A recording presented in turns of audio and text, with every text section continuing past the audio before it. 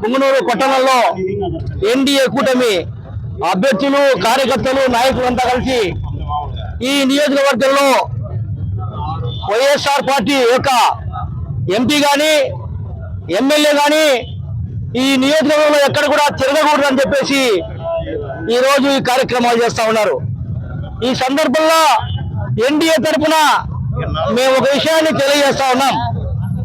అయ్యా, మీరు 5 సంవత్సరాల పరిపాలనలో రాష్ట్రంలో ఏ విధంగా అయితే అరాచకాలు, అక్రమాలు, దోపిడీలు, తప్పుడు కేసులు అనేక కార్యక్రమాలు చేశారు।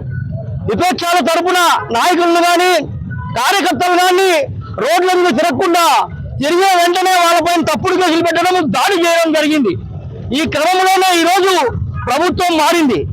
అయ్యా, రాష్ట్రంలో అరాచకాలు సృష్టించిన మీరు తిరిగి రాష్ట్రంలో ఎక్కడైనా తిరిగితే ఆ నియోజకవర్గాల్లో ఎన్డీఏ కూటమిల అభ్యర్థులు అడ్డుకోవడం జరుగుతుంది।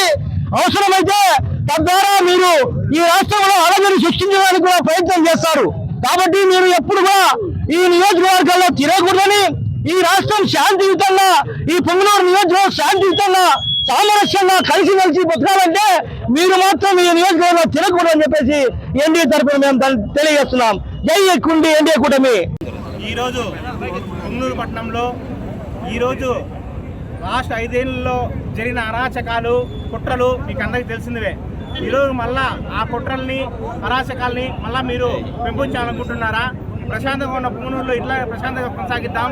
మీరు మీ నాయకులు చేసినటువంటి భూ కబ్జాలన్నీ బయటికి తీసి వాళ్ళందరినీ క్రిమినల్ కేసు పెట్టేంత వరకు కూడా మీరు ఎవరు కూడా వీటికి దూరంగా ఉండాలని మేము మనస్ఫూర్తిగా కోరుకుంటూ, లాస్ట్ గడిచిన 5 ఏళ్లలో వైసీపీ నాయకులు కార్యకర్తలు చేసిన అరాచకాల మీద ఖచ్చితంగా మేము క్రిమినల్ సివిల్ యాక్షన్ తీసుకునేంత వరకు కూడా మేము పుంగనూరులో ప్రశాంతంగా ఉండనేవాళ్ళని మనస్ఫూర్తిగా కోరుకుంటూ జై హింద్, జై జనసేన, జై టీడీపీ। అందరికీ నమస్కారం।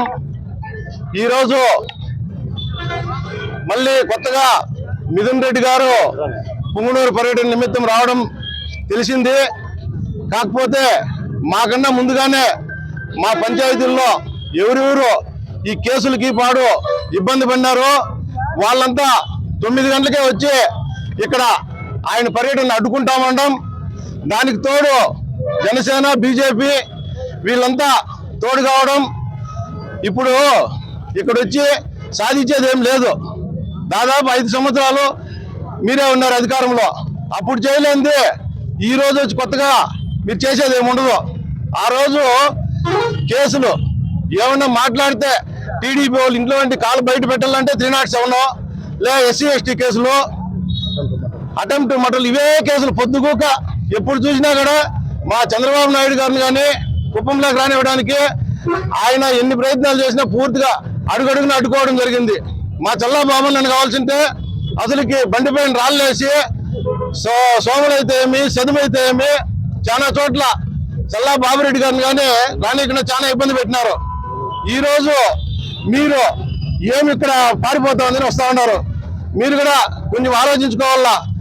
మేము గమనం ఉన్నా మా కార్యకర్తలు దెబ్బతినిండే వాళ్ళు, ఈ కేసులకు నలిగిన వాళ్ళు నెల పరారైపోయినారు ఊర్లో వదిలే।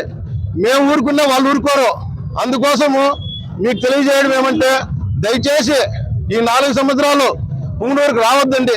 వచ్చినా కానీ చాలా మంది అడ్డుకుంటారు, చాలా మందికి అంగిళ్ళు క్లోజ్ చేయించినారు, తెలుగుదేశం పార్టీ ఆఫీసులు క్లోజ్ చేయించినారు।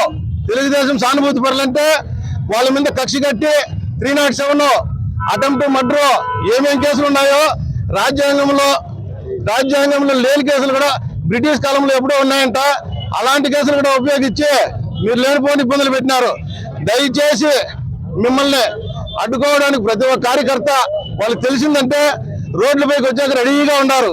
మీరు ఇది గమనించి మమ్మల్ని ఇబ్బంది పెట్టకుండా మేమేదో డెవలప్మెంట్ పైన లేదా ఈ పెన్షన్ కార్యక్రమాలు ఇవేదో ఉన్నాయి మాకు, ఆ కార్యక్రమాలు ఇచ్చుకుంటా ఉన్నాం।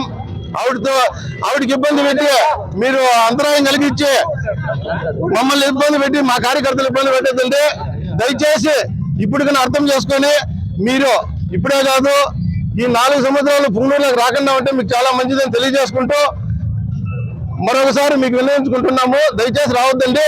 జై తెలుగుదేశం, జై Janasena. For more videos like this, subscribe Big TV channel.